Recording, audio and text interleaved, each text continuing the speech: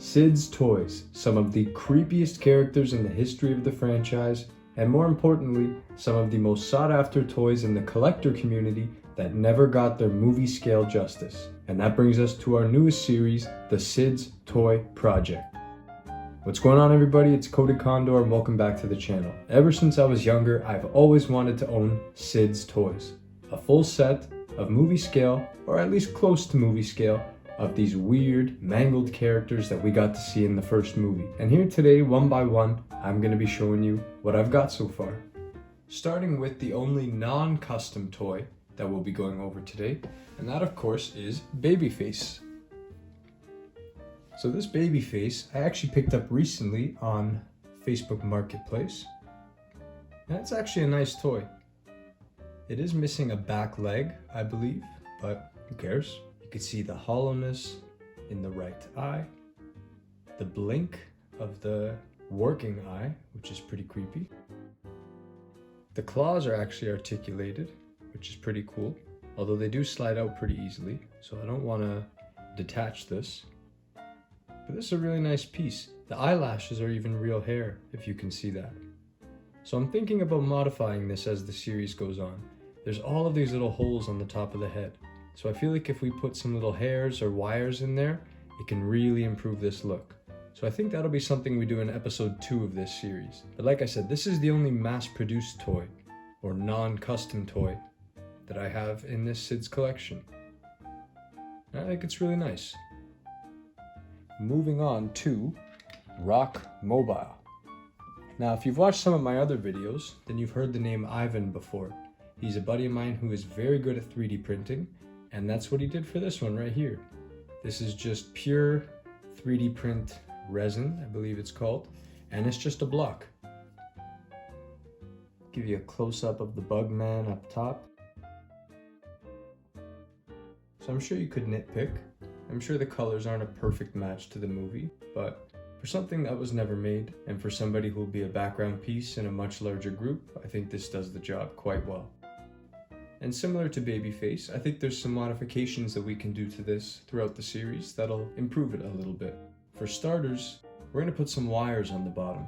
Obsessive fans who know their details will know Rock Mobile has a couple wires sticking out of the torso. So that'll be something that we add on this channel, and that'll be fun to do together. But there's Mr. Rock Mobile. Now we're moving on to the 2 SID's toys that I actually made myself. So we're going to move the camera in a bit, but we've got Legs. Legs was a really fun custom to make, and one that all of you at home could definitely make yourself. You buy a standard green children's fishing rod, you super glue a couple Barbie legs to the base, and honestly, I was so cheap with the way I approach this, I just wrapped the yellow parts in yellow tape. If you want to do this properly, paint it, but, you know, what are you gonna do?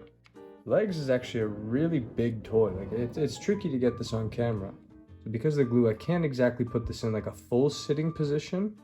Most it could do is something like this. But I mean, that does the job.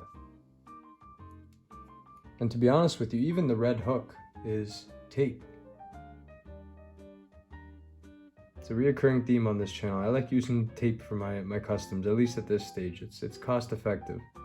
And from a distance, it gives off a pretty decent, shiny plastic look. But that's Legs. And I'm gonna put Legs sitting down for now, because we're gonna look at one of my favorite customs that I've ever made. Here is my custom hand in a box. So I feel like I could do an entire video on how I made this guy, because it was a really fun process. I'll put a picture up on the screen right now. I bought a green Christmas Mickey Mouse Jack-in-the-Box off of Facebook Marketplace.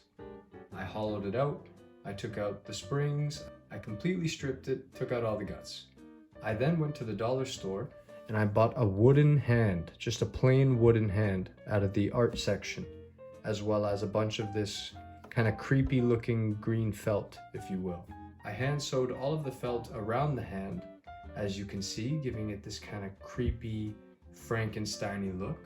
The spring that you see attached to the hand actually came with the original Jack-in-the-Box, The blue that you see all around the outside of the Jack-in-the-Box is actually just regular construction paper.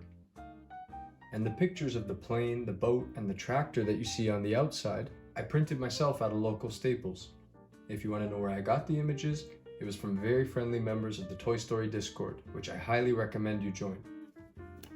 So he does have his designs on all sides, as you can see, and on the lid.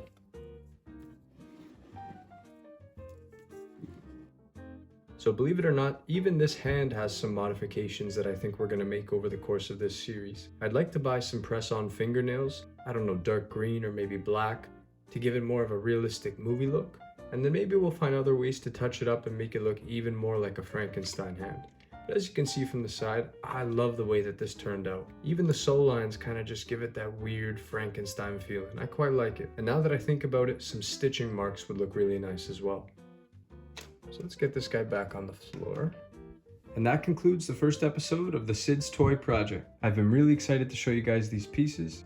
I think it's going to be a very fun series together. And if you'd like a sneak peek into a future character that we're going to be making, thank you for watching. Please subscribe and I'll see you next time. Bye-bye.